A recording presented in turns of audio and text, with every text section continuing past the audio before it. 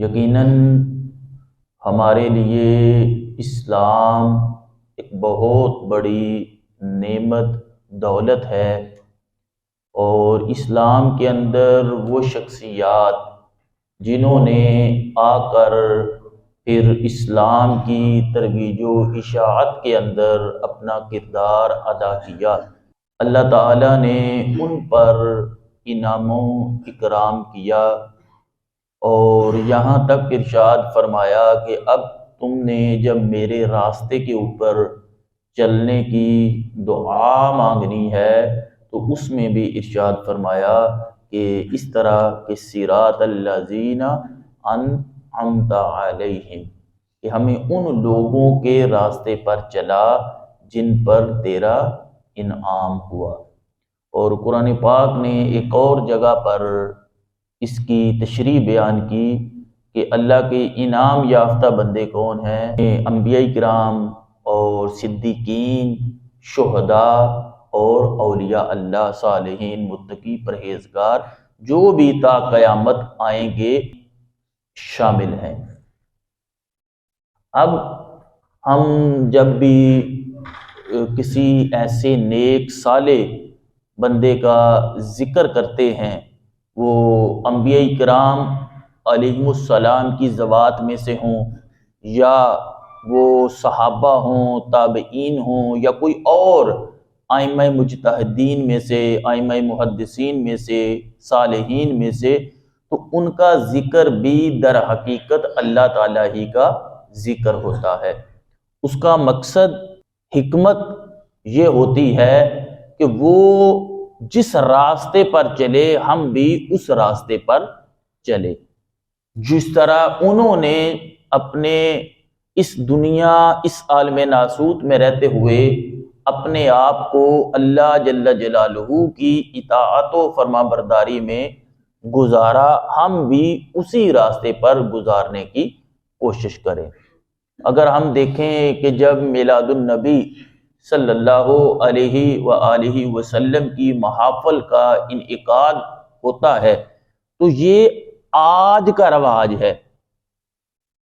آج وہ اس انداز سے محافل میلاد کا انعقاد نہیں کیا جاتا، اس میں بھی تھوڑا سا حب جاہ کا، شہرت کا، دکھاوے کا، لالچ کا تھوڑا سا پہلو ہمیں نظر آتا ہے۔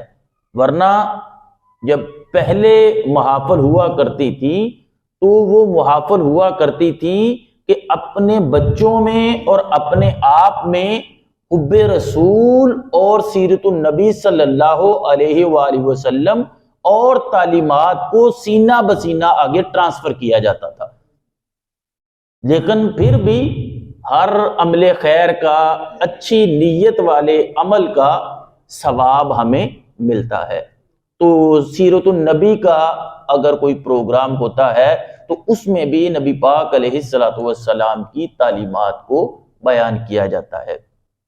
اسی طرح جب کسی صحابی کا یوم منایا جاتا ہے، ایک تو عقیدہ کے اعتبار سے کچھ چیزیں بتلانا مقصود ہوتی ہیں کہ ان کی بے ادبیاں، ان کی گستاخیاں نہ ہوں، بلکہ ان کی تعظیم و توقیر ہو، جو اللہ تعالیٰ نے قرآن کریم کے اندر، محبوب علیہ الصلوۃ والسلام نے اپنے فرامین کے اندر بیان کی ہیں۔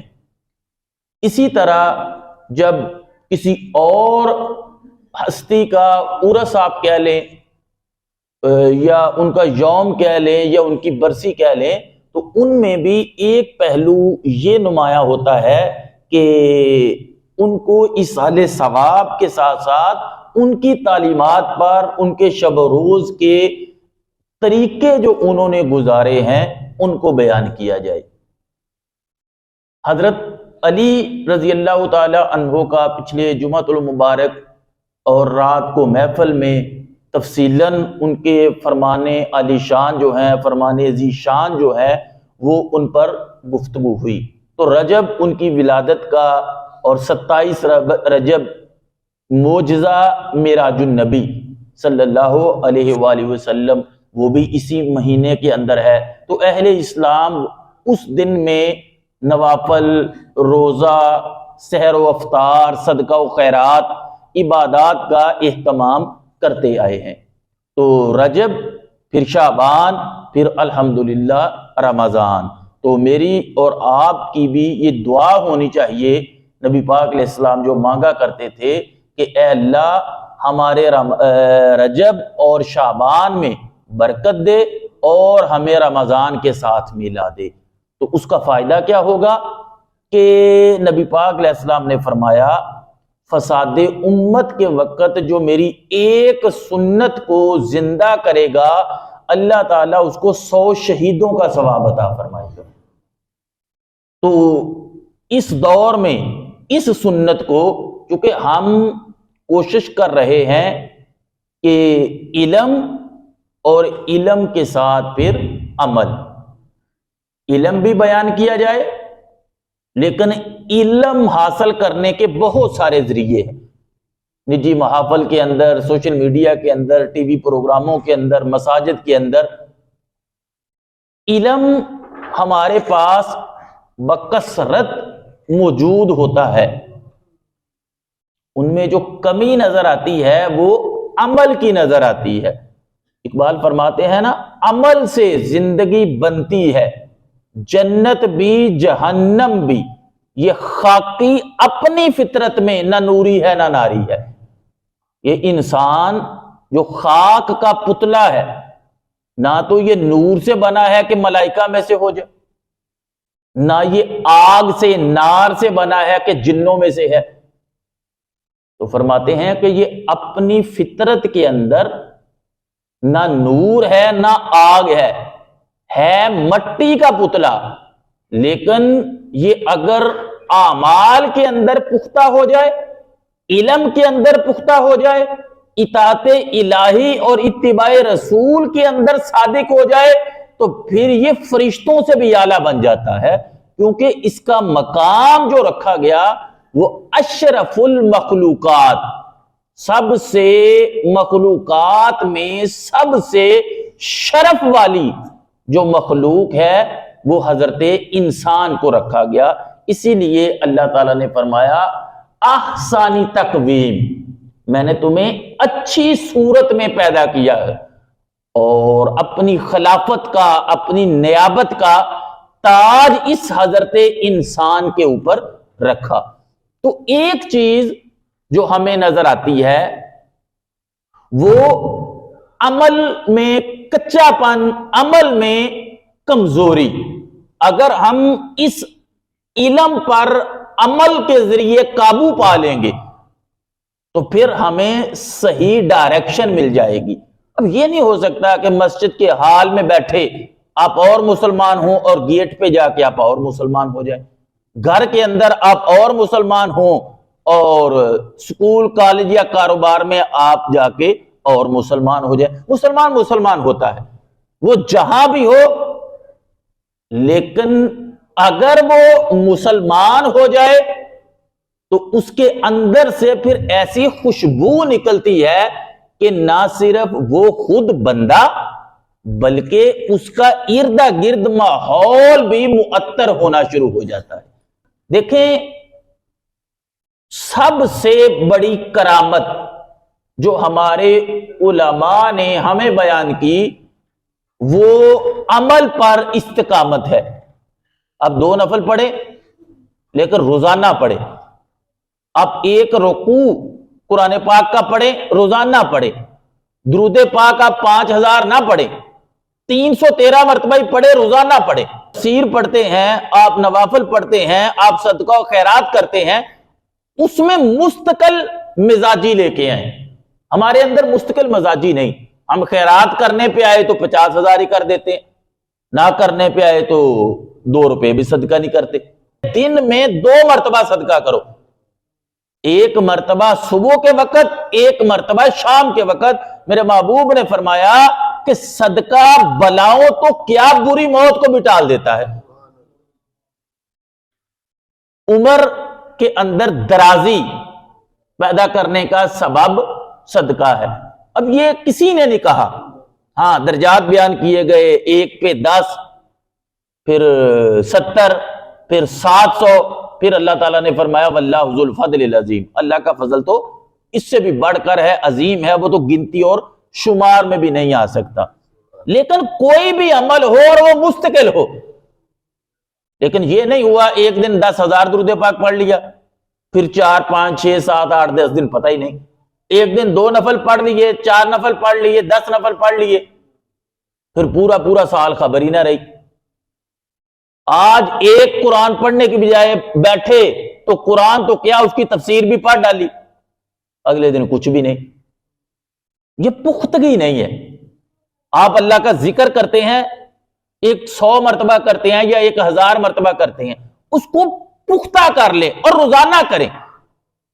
فرائض کے علاوہ فرض تو پڑھنے ہی پڑھنے ہیں، نمازیں ہیں وہ بھی پڑھنی ہے، زکوٰۃ فرض ہے، میں نوافل کی بات کر رہا ہوں۔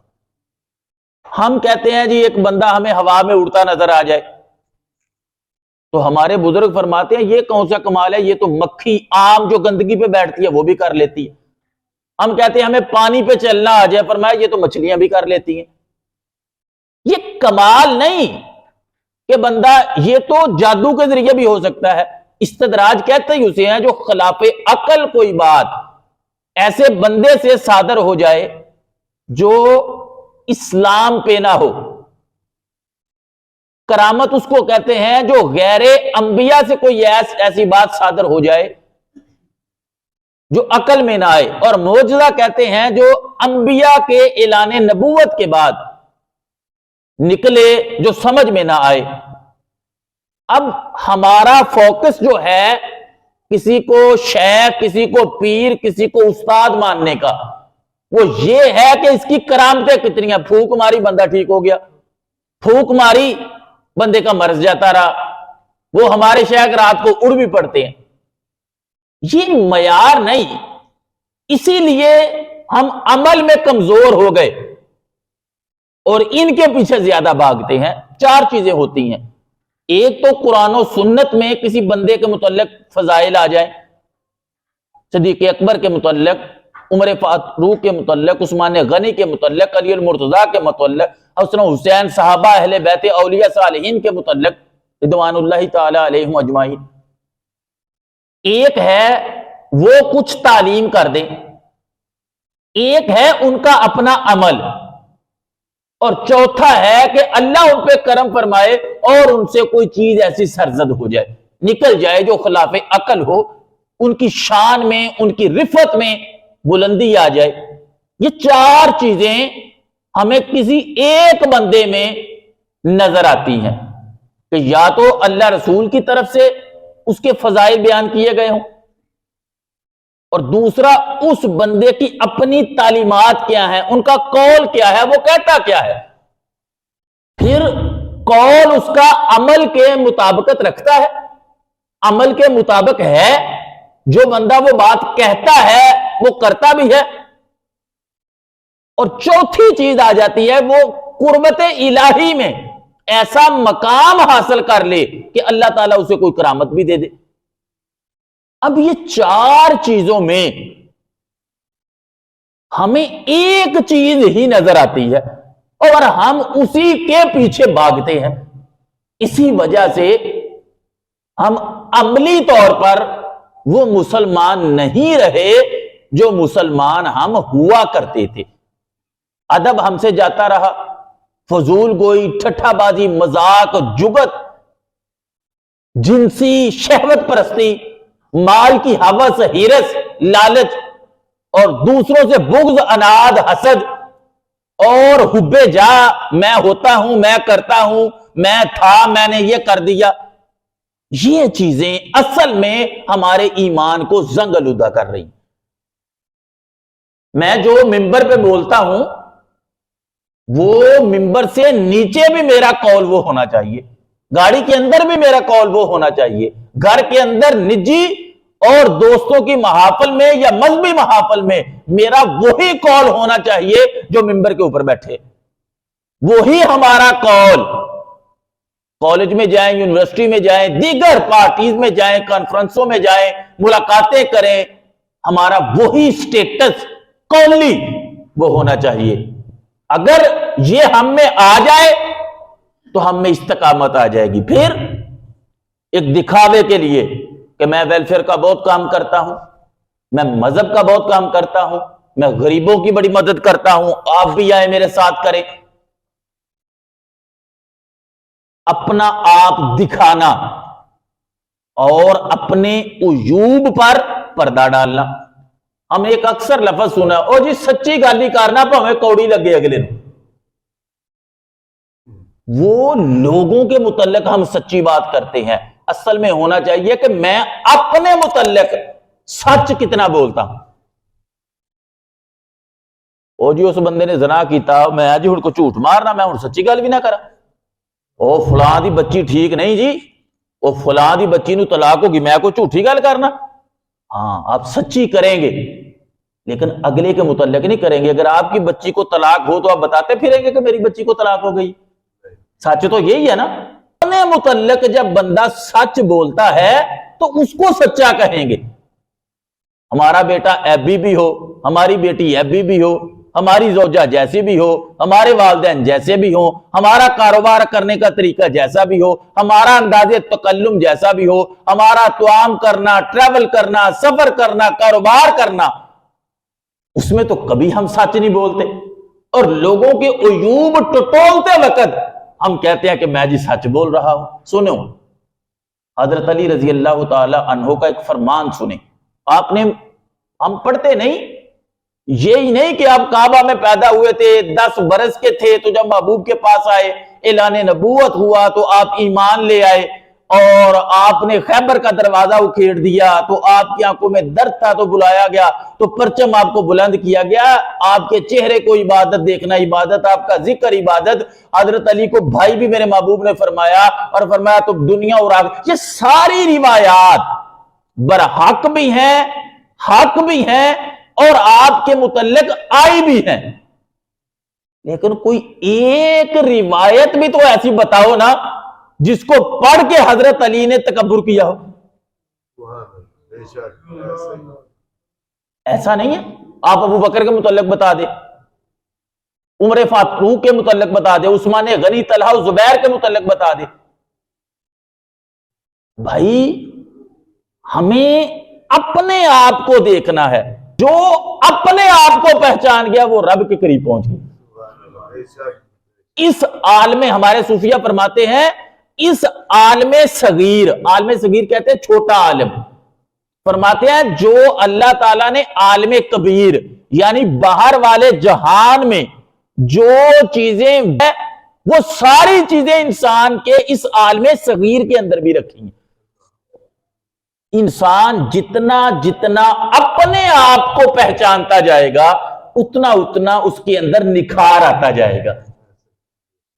سونار جو ہے نا، سونار، وہ جب سونا بناتا ہے تو سونے سے پوچھو کہ پہلے وہ آگ کے اندر جل کے خالص ہوا، اس کی کثافتیں، اس کی میل کچیل آگ کے اندر اور اس کی بناوٹ کے اندر اس کو ہتھوڑی کا زخم سہنا پڑا ہے، تو پھر وہ نکھر کے آتا ہے۔ کوئی بھی چیز بنتی، حضرت علی رضی اللہ تعالی عنہ آپ فرماتے ہیں ادب سے بڑی وراثت نہیں، عقل سے بڑی دولت نہیں، جہالت سے بڑی غربت نہیں، اور مشورے سے بڑا مددگار کوئی نہیں۔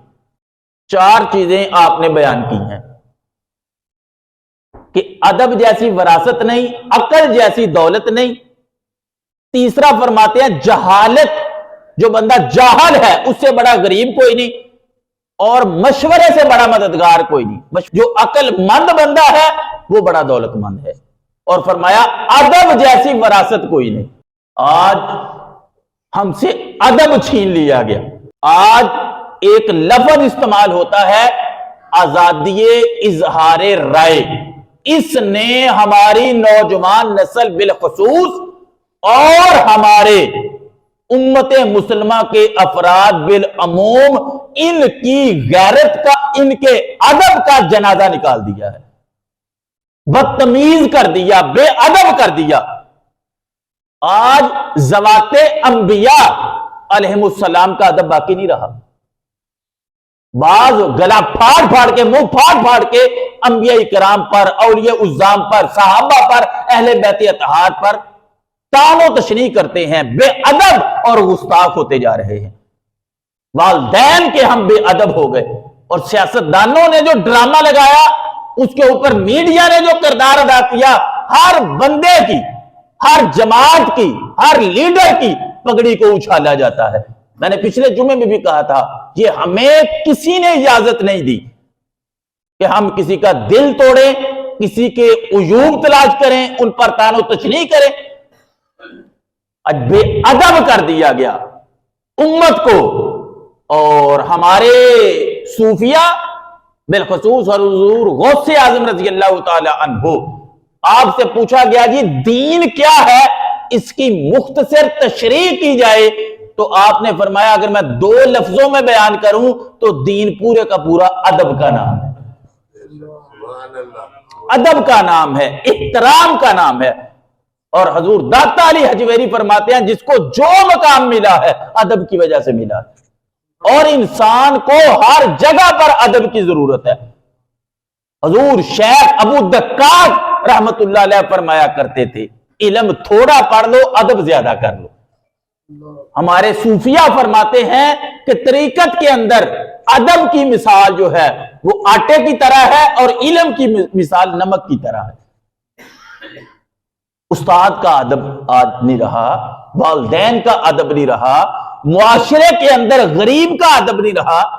امیر یہ سمجھتا ہے کہ شاید بدتمیز ہونا میرے اوپر واجب ہے، میں اوے کہہ کر بلاؤں گا تو شاید ان کو سمجھ آئے گی۔ حضرت انس رضی اللہ تعالی عنہ آپ فرماتے ہیں میں 10 سال حضور کی خدمت میں رہا، اور 10 سال سفر بھی تھا، عذر بھی تھا، گھر بھی تھا، باہر بھی تھا، بہت سارے معاملات آتے ہیں جب بندہ کسی کے پاس رہتا ہے، پھر تھے بھی بچے، تو فرماتے ہیں 10 سال میں محبوب کی صحبت میں رہا، ان کا غلام رہا، کبھی میرے محبوب نے مجھے ڈانٹا نہیں۔ امام مالک رضی اللہ تعالی عنہ وہ اتنا ادب کیا کرتے تھے، 40 سال 17 سال کی عمر ہے، 17 سال کتنی عمر ہوتی ہے کسی بندے کی؟ آپ نے جب مدینہ شریف میں مسجد نبوی میں درس حدیث شروع کیا تو 17 سال آپ کی عمر ہے، اور 40 سال آپ نے وہاں پر حدیث کا درس دیا ہے۔ آپ کے شاگرد فرماتے ہیں کبھی ورق الٹنے کی بھی آپ نے آواز پیدا نہیں ہونے دی۔ امام فی الحدیث عبداللہ ابن مبارک آپ کے شاگرد ہے، فرمایا ہمارے استاد ہمیں پڑھا رہے تھے، اور امام مالک اتنا ادب کرتے تھے، نبی پاک کا تو پتہ نہیں کتنا ادب کرتے ہوں گے، حدیث کا اتنا ادب کرتے تھے کہ آپ جب حدیث پڑھانے لگتے پہلے غسل کر کے آتے، اچھا بادشاہوں کی طرح لباس پہنتے، اس پہ خوشبو لگاتے، وہاں پر خوشبو بہکائی جاتی جس طرح آج ہم اگربتیاں اور پرفیوم وغیرہ چھڑکتے ہیں۔ پھر آپ جو ہے وہ حدیث رسول کو بیان کرتے تھے، پڑھاتے تھے۔ اور ایک مرتبہ ایک بندہ آیا تو اس نے آپ سے کوئی مسئلہ پوچھنا تھا، تو آپ نے اس کو حدیث بتانی تھی، آپ نے کہا رک جاؤ، اس کو بٹھایا، گھر گئے، غسل کیا، کپڑے پہنے، نیا لباس زیب تن کیا، اور اس پہ پرفیوم لگایا، پھر تخت بچھایا، پھر سٹیج لگا، اس کے اوپر بیٹھ کے آپ نے حدیث پاک آپ کو ان کو سنائی۔ تو فرمایا حدیث رسول سنانی ہے، کوئی عام بندے کی بات تو نہیں بیان کرنی ہے۔ عبداللہ ابن مبارک فرماتے ہیں کہ ہم پڑھ رہے تھے تو ہم نے دیکھا ہمارے استاد امام مالک کا چہرہ جو ہے وہ سرخ ہو گیا۔ آپ نے اپنے اوپر ضبط کیا، بار بار یہ عمل ہوتا۔ تو جب سبق ختم ہوا، کتاب بند کی گئی، تو میں دوڑ کے حاضر خدمت ہوا۔ میں نے کہا استاد محترم آپ کی طبیعت ٹھیک ہے؟ آپ کے چہرے پر آثار جو ہے وہ کوئی اچھے نمایاں نہیں۔ فرمایا کہ عبداللہ بیٹے مجھے لگتا ہے بچھو ہے، اور اس نے 16 مرتبہ مجھے ڈنک مارا۔ کیا گیا حضرت آپ اسی وقت بتا دیتے۔ تو فرمایا بیٹے میں اس وقت حدیث رسول پڑھا رہا تھا، تو مجھے اس بات میں حیا آئی کہ میں نبی کا فرمان بند کر کے اپنی تکلیف شروع کر دوں، اپنی بات کر دوں، مجھے یہ گوارا نہیں۔ ہارون رشید کا دربار ہے، آپ کو بلایا گیا، دعوتی کھانا کھا رہے تھے، تو وہاں پر آپ بیٹھے تھے، تو کسی نے کہہ دیا یہ کدو بھی پکا، یہ مجھے پسند نہیں ہے۔ امام مالک نے وہاں سپاہی سے تلوار کھینچ لی، فرمایا ابھی توبہ کرو ورنہ میں تمہاری گردن اڑا دوں گا۔ جو چیز رسول اللہ کو پسند ہے تمہیں کیوں پسند نہیں؟ یہ محبوب کی پسندیدہ غذا تھی، اور ہمارے بزرگ کبھی کدو نہیں کہتے، جب بھی کہتے ہیں کدو شریف کہتے ہیں۔ ان کی نسبت رسول اللہ صلی اللہ علیہ وسلم کے ساتھ ہے۔ اور پھر ادب جب اتنے کمال کا کیا تو امام مالک کی وہ ذات ہے، فرمایا ہر رات مجھے رسول اللہ دیدار کرواتے ہیں، ہر رات مجھے زیارت ہوتی ہے۔ آج ہمارا بچہ پڑھ لکھ جاتا ہے، وہ کہتا ہے ابا جی کو تو عقل ہی کوئی نہیں، ابا جی کو تو پتہ ہی کوئی نہیں۔ یہ بے ادبی والا عنصر پہلو اس سے بچے، وہ انبیاء کے متعلق ہو، اولیاء کے متعلق ہو، صالحین کے متعلق ہو، صحابہ کے، اپنے ایمان کی حفاظت کرو۔ ہمارے کہنے سے نہ ان کی عزت کم ہو سکتی ہے نہ بڑھ سکتی ہے، کیونکہ ان کو مقام دیا ہے تو میرے اللہ تعالیٰ نے دیا ہے۔ تو کبھی بھی میرے بھائیوں، میرے بزرگوں، میرے بیٹوں، اپنے آپ کو خالص کریں۔ ادب، احترام۔ میرے محبوب علیہ السلام سے کسی نے کہا کہ مجھے فاقہ ہے، غربت ہے، تو میرے محبوب نے پتہ کیا فرمایا؟ فرمایا مجھے لگتا ہے کہ تم کسی بوڑھے کے آگے چلے ہو۔ نہیں، میرا خیال آپ کو سمجھ نہیں آئی۔ ہم کہتے ہیں ہم نے ایسا کیا کر دیا، وہ سیدھے ابے نو نہیں چنگی طرح بلان دے۔ تو میرے محبوب فرماتے ہیں کہ یہ جو تمہیں فاقہ آیا ہے، لگتا ہے کہ تم کسی بوڑھے کے آگے سے گزر گئے ہو، اس کو پشت کر دی ہے۔ اور روح البیان قرآن پاک کی تفسیر ہے، اس میں علامہ اسماعیل حقی فرماتے ہیں پچھلے زمانوں میں کوئی بوڑھوں کی بے ادبی کرتا تھا، ان کے آگے چلتا تھا، بے ادب ہوتا تھا، اللہ اس کو زمین میں دھنسا دیتا تھا۔ اور میرے محبوب علیہ السلام نے فرمایا کہ جس نے میری امت کے بوڑھے کا ادب کیا ایسے ہی ہے جیسے مجھے محمد کا ادب کیا۔